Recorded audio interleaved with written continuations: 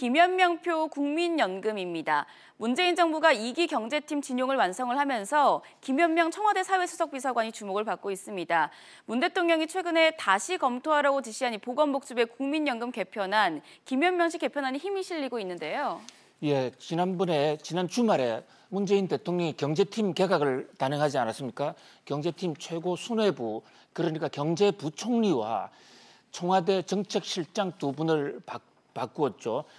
그래서 이 청와대 정책실장에 장하성 교수가 경질이 되고 그 자리에 김수현 사회수석이 올라갔습니다.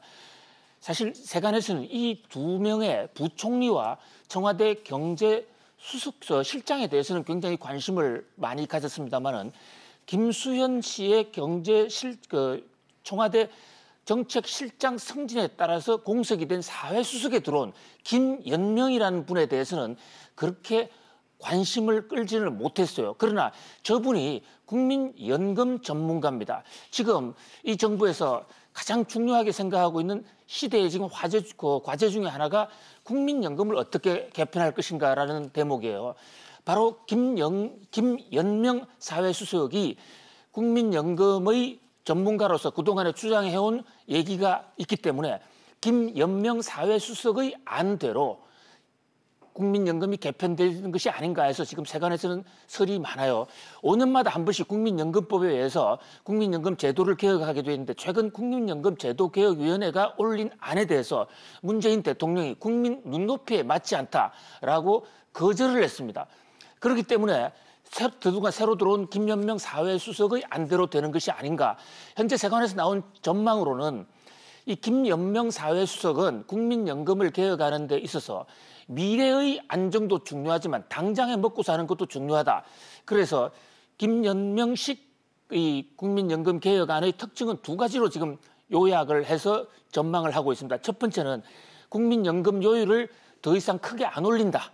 올리더라도 아주 조금 올린다. 현재 지금 보험 요율이 9%로 돼 있죠. 이것을 1% 정도로만 인상을 제한한다. 그동안에 제도개혁위원회에서는 13 내지 15%까지 올리는 것으로 되어 있었어요. 또 국민연금을 지급받는 연금 수혜청에 대해서도 지금 소득 대체율이 45%로 되어 있는데 이것이 40%로 내려가게 되어 있습니다. 그런데 문재인 대통령의 공약이 50%죠. 저 50% 공약을 만든 사람이 바로 김연명 사회수석입니다. 그래서 한마디로 요약하려면 김연명 사회수석이 만들게 된 국민연금 제도는 덜 내고 더 받는 것이다. 그것이 바로 김연명표 국민연금의 핵심입니다. 일단 덜 내고 더 받게 되는 것은 굉장히 행복한 거죠. 저것이 아무런 부작용만 없다면 진짜 신의 한 수일 수가 있습니다. 그런데 문제는 지금 덜 내고 더 받게 되면 국민연금 고갈 시점이 훨씬 더 앞당겨진다는 겁니다. 현재 지금 김연명 사회수석식 국민연금 개혁안에 따르면 현재 29살 돼 있는 젊은 청년들이 국민연금을 받을 때는 국민연금이 한 푼도 없어서 못 받게 된다는 이런 상황이 되는 거예요. 물론 못 받지는 않을 겁니다. 그때 되면 또 국가 재정에서 세금으로 커버해 줄 수는 있어요.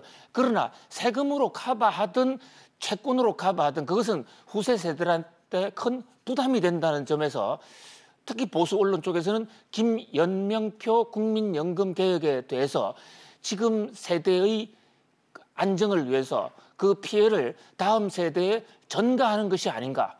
과연 그것이 국민 눈높이였던가에 대해서 지금 이 비판적인 목소리를 털어놓고 있습니다. 아무튼 국민연금안에 대해서는 11월 말까지 정부가 확정안을 지금 법에 따라서 내어야 되는데요. 김연명표 국민연금이 가져올 후폭풍이 만만치가 않습니다. 네, 부작용 없이 덜 내고 더 받는 방법이 있을지 새로운 국민연금 개편안은 어떤 방향으로 가닥이 잡힐지 좀 주목해 봐야겠습니다. 네 번째 키워드 확인해 보시죠.